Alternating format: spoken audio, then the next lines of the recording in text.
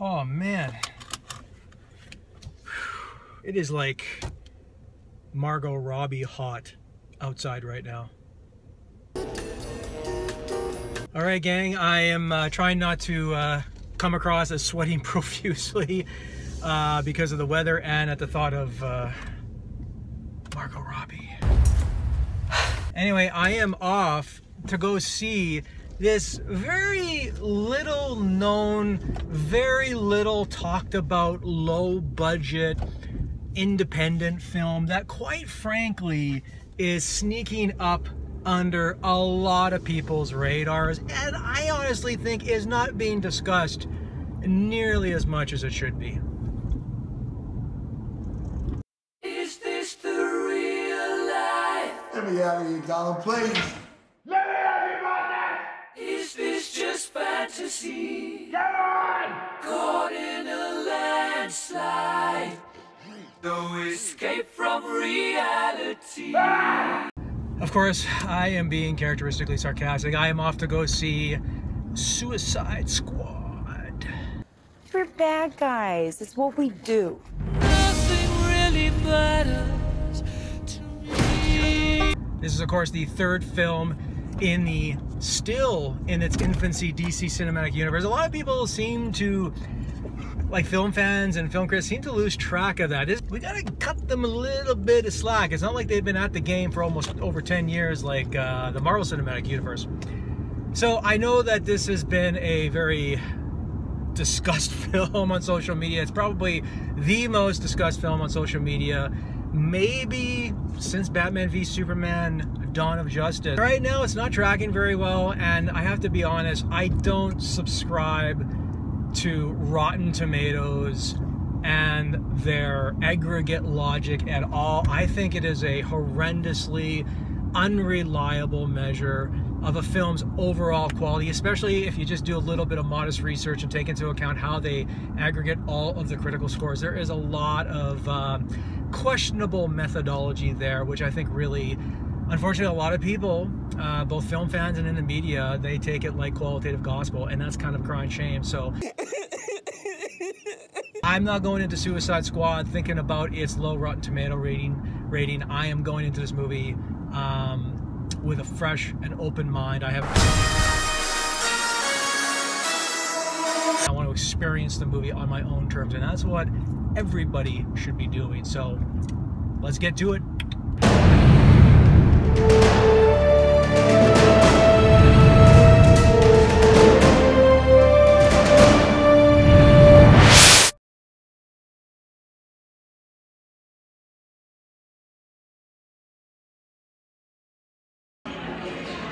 Pre-Suicide Squad drinks.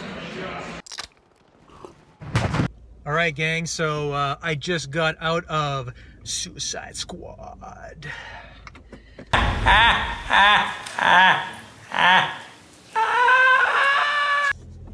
I'm gonna throw this out there real quick. This movie ain't nowhere near as awful as its ridiculously unreliable Rotten Tomatoes rating would suggest. So before we get into the positives and some of the obvious negatives, for those unfamiliar, the Suicide Squad is essentially the antithesis of the Justice League. The Justice League is a superhero team-up film that's going to be coming out soon. The Suicide Squad, based on its comic book origins, is about a super villain team-up. Essentially, that is orchestrated by this covert operations woman, played really incredibly well by Viola Davis, impeccable casting with her, and who coerces these supervillains to form a team to engage in missions that their rather squeaky clean superhero counterparts would not want to have anything to do with. I want to assemble a task force of the most dangerous people on the planet. They're bad guys. Worst of the worst. And basically they implant chips into their bodies so that if they deviate from these missions in any way, they are instantly killed. So these supervillains are damned if they do, they're damned if they don't. And of course, we have a litany of iconic supervillains from the DC catalog. Like we got Harley Quinn, we got Deadshot, we got Killer Croc, Captain Boomerang. Deadshot guy shoots people. He's a crocodile and he eats people, burns people. You're possessed by a witch and she's just crazy. What was that? I should kill everyone and escape? Sorry. The voices. I'm kidding. That's not what they really said. This film benefits remarkably well by the camaraderie and the chemistry with the entire cast. I was going in with a little bit of concerns about Will Smith being in this movie, not because I'm anti-Will Smith or I don't like Will Smith. Will Smith is a larger-than-life celebrity, and he has this really imposing and authoritative presence in movies. And considering that he was going to be part of a large ensemble, I was a little worried that this might unintentionally take away from the rest of the cast of the Suicide Squad, but nothing really could be further from the truth, because he really works well with the other actors and actresses on display here, and he really fleshes out Deadshot and makes him sort of world weary and emotionally vulnerable, but tough as nails at the same time. And it's a really interesting performance, and it makes a character that I think if played by a different actor wouldn't have been compelling on any level. So kudos to Will Smith. He brings his A game in this film. He's got that rascally charm that we've all come to expect from Will Smith. You might want to work on your team motivation thing. You heard of Phil Jackson? Yeah. He's like the gold standard, okay? Triangle, bitch. And then, of course, we got Margot Robbie as Harley Quinn. I mean, Margot Robbie, I think, unfortunately, she is a woman that is sometimes too often pigeonholed as a sex symbol, and a lot of people don't focus on her abilities as an actress. And she does have that classic movie star glamour and beauty. There's absolutely no denying that. But underneath that all lurks a really shrewd and confident actress that picks a lot of interesting film roles. And she just absolutely crushes it as Harley Quinn.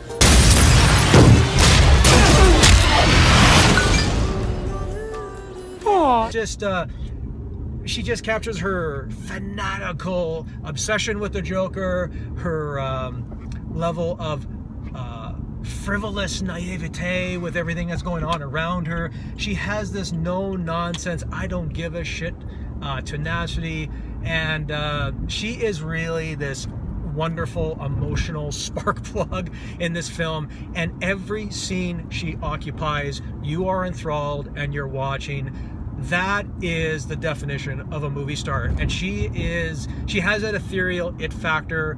The reason we call it the it factor is because it is something that's you just can't define and you can't really quantify, but she has it. I'm bored. Play with me. Stay evil, Dogface. Seriously, the hell's wrong with you people? And I'm telling you, if DC was smart, they would get a Harley Quinn standalone movie done right now and get that going, because I'm telling you, it would be a box office and merchandise bonanza if they did that. So Jai Courtney, the charisma black hole that occupies so many lackluster, forgettable films, he is funny as shit as Captain Boomerang. You're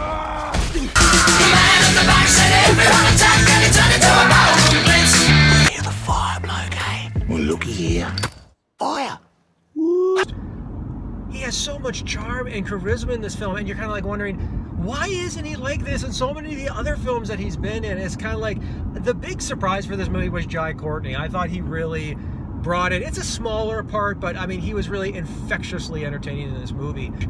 I'm not sure how we could really talk about Suicide Squad without bringing up Jared Leto's performance as the Joker. Now, there's been a lot of online chatter that the Joker is hardly in this film at all.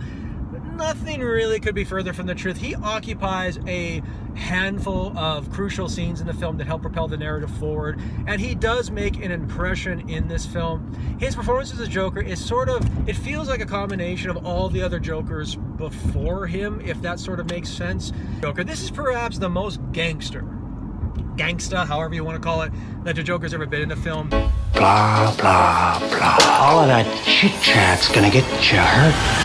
I can't wait to show you my toys. He's a psychotic, antisocial freak. What? Careful. It's really hard for me to really comment any further about this interpretation of the Joker, because even though he's judiciously sprinkled throughout the film, I need to see the Joker in a much more prevailing manner in a future DC Cinematic Universe film in order to like be able to say and, you know, comment further on whether this Joker works for me, because I just need to see more. Now, on a negative, I will say this.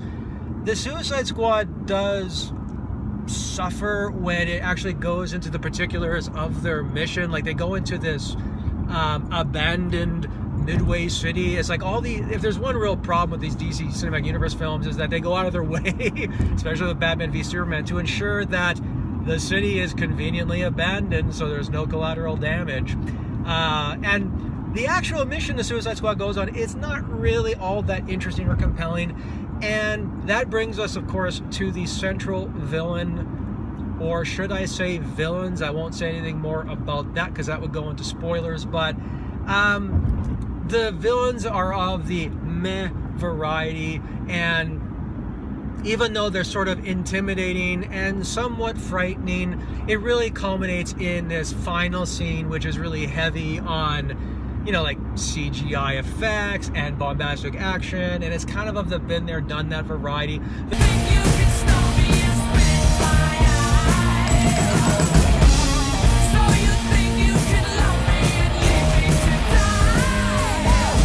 There are instances in the final battle where there's so much hazy fog and smoke and pyrotechnics going around, you have a hard time discerning who's who's firing and fighting. And so it's a little too chaotic and a little too crazy and a little too haphazardly engineered for my own taste. So if there is a big minus in the Suicide Squad, is I don't think it really pays off effectively with the mission that they engage in, and the climax is kind of a bummer. We almost pulled it off. It should also be noted that Ben Affleck's Batman does make a couple of appearances in this film. He's used very liberally, and he's only in a few moments, but they're wonderful. There is an absolute kick-ass blink or you'll miss it cameo from another DC Cinematic Universe regular that I won't spoil here, but when he appears, it was greeted by a few cheers in the theater, and that was pretty damn cool as well. I'm not sure why so many people are complaining about the musical choices in this film. So many critics are like, this movie uses so much music, it's annoying. It's kind of like, Martin Scorsese can use classic and iconic music, it's okay. Guardians of the Galaxy can use classic and iconic music, and it's okay. Somehow, when Suicide Squad wants to use iconic rock music, critics and fans cry resounding foul. It makes no sense. It's cinematic hypocrisy. I think it's sort of become the new movie hipsterism to hate these movies. And some people just hate them without even seeing them, without even seeing a frame of the film, and that's kind of disconcerting. There's no question that the DC Cinematic Universe certainly has had a troubled history. This movie also went through a lot of notorious reshoots that a lot of people were commenting on was like sort of a reactionary thing because of the negative critical response and some of the negative audience response to Batman v Superman. I, for one, couldn't really detect that in the film. The film felt fairly cohesive for the most part. It wasn't like fucking Fantastic Four, for example, where you could literally pinpoint exactly where the studio sanctioned reshoots started and where they ended. Not really readily apparent here. And sometimes reshoots work. World War Z, for example, is a film where that went through a remarkable number of 11th hour reshoots, and the final film was actually pretty decent. So reshoots, even though they cause me to have some concerns, they're not the qualitative kiss of death for every movie, and I don't think it was nearly as big of a red herring for Suicide Squad's overall quality that so many people on social media are making it out to be. And there are some problems and faults with these films, but I, for one, think that they're on a good cinematic footing for establishing a launching off point for the larger DC Cinematic Universe. I like the seeds and the groundwork that this Suicide Squad film laid. It should be noted that it does take place after the events of Batman v Superman, so that's important, but it does allow for a natural progression of the narrative leading into the Justice League film. They're doing a decent job of helping to establish these characters and their personas and leading them off into bigger films. I mean, yes, you can say that Marvel had a 8-year head start on them and they've been doing it better. And yes, Marvel does a better job at world building for their own universe. But DC takes way too much shit from fanboys and critics. I like what I saw in this film. Most importantly, Suicide Squad, despite its issues, is fun. And it's enjoyable, and it's entertaining, and it works well because of the cast and the crew and this team, and it makes you like deplorable villains, and that's a testament, I think, to its quality.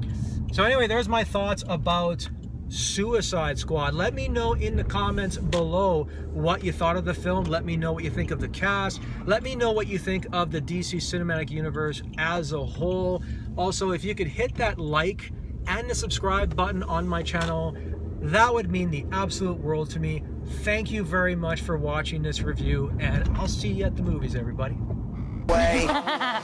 Y'all jokers must be crazy.